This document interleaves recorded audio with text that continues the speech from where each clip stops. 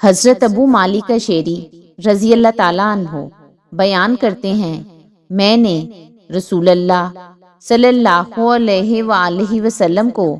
فرماتے ہوئے سنا، میری امت میں کچھ ایسے لوگ ہوں گے جو غز،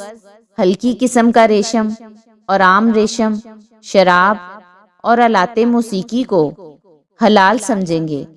اور کچھ لوگ پہاڑ کے دامن کی طرف اتریں گے، ان کے ساتھ ان کے مویشی آئیں گے۔ ایک آدمی کسی ضرورت کے تحت ان کے پاس آئے گا تو وہ کہیں گے کل آنا۔ اللہ تعالیٰ انہیں راتوں رات عذاب میں مبتلا کر دے گا اور پہاڑ ان پر گرا دے گا، جبکہ باقی لوگوں کی صورتیں مسخ کر کے روزے قیامت تک بندر اور خنزیر بنا دے گا۔